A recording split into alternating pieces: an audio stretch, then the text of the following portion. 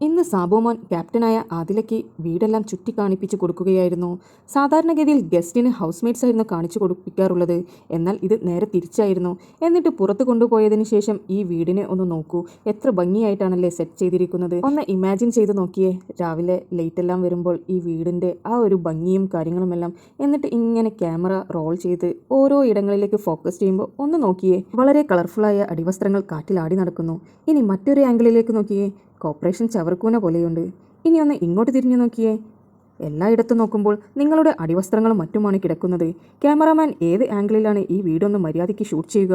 ഇത്രയും നല്ലൊരു വീടുണ്ടാക്കി വെച്ചിട്ട് എല്ലാവരും ചേർന്ന് അത് വളരെ വൃത്തികേടാക്കി വെച്ചിരിക്കുകയാണ്. പുറത്തുനിന്ന് ഈ വീടിൻ്റെ ഷോട്ടെല്ലാം കാണുമ്പോൾ എല്ലാവരുടെയും അടിവസ്ത്രങ്ങൾ മാത്രമാണ് കാണാറുള്ളത്.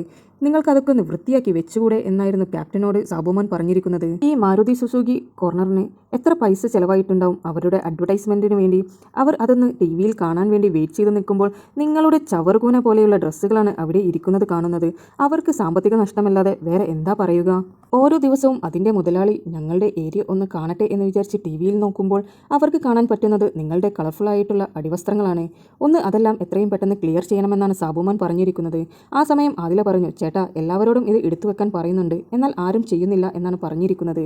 അങ്ങനെ ആദില അതെല്ലാം എടുത്തു വെക്കുവാൻ തുടങ്ങി. മറ്റുള്ള ഹൗസ്മേറ്റ്സിനോട് എത്രയും പെട്ടെന്ന് അവിടെയുള്ള സാധനങ്ങളെല്ലാം എടുത്തു മാറ്റണം, നിങ്ങൾക്കെല്ലാവർക്കും ഞാൻ കുറച്ച് സമയമേ നൽകുകയുള്ളൂ, അതിനുള്ളിൽ അതെല്ലാം ക്ലിയർ ചെയ്യണം. ഇനി ആരുടെ വസ്ത്രങ്ങളാണോ അവിടെ ബാക്കി കിടക്കുന്നത് അതെല്ലാം ഞാനെടുത്ത് സ്റ്റോർ റൂമിൽ വെക്കും. ഇനി ആ ഏരിയ വൃത്തികേടായി വെക്കാൻ പാടില്ല എന്നാണ് ആദില മറ്റുള്ള ഹൗസ്മേറ്റ്സിനോട് പറഞ്ഞിരിക്കുന്നത്. ആ ഏരിയ വൃത്തിയാക്കിയപ്പോൾ തന്നെ 2ാം ആഴ്ചയിൽ അക്ബറിന്റെ ഒരു ടീഷർട്ട് മിസ്സിംഗ് ആയിരുന്നു. അതുപോലും ഇപ്പോൾ അവർക്ക് കിട്ടി. അതാണ് അവിടുത്തെ അവസ്ഥ. എപ്പം നോക്കുമ്പോഴും വളരെ വൃത്തിഹീനമായ അന്തരീക്ഷത്തിലാണ് അവർ കഴിയുന്നത് പോലും. കിടക്കുന്ന ബെഡും പരിസരവുമെല്ലാം എപ്പം നോക്കുമ്പോഴും വളരെ മെസ്സായിട്ടാണ് നമുക്ക് ടി-വിയിൽ കാണാൻ കഴിയുന്നത്. എനിവേ, സാബുമോൻ വന്നതിന് ശേഷം ആ മാരുതി കോർണർ വളരെ വൃത്തിയായി കിടക്കുന്നുണ്ട്. അത് എത്ര ദിവസത്തേക്കാണെന്ന് ഇനി കണ്ടറിയാം. നിങ്ങൾക്ക് ബിബിയുടെ പുതിയ അപ്ഡേറ്റ്സ് അറിയുവാൻ താല്പര്യമുണ്ടെങ്കിൽ എൻ്റെ ചാനൽ സബ്സ്ക്രൈബ് ചെയ്ത് സപ്പോർട്ട് ചെയ്യുക.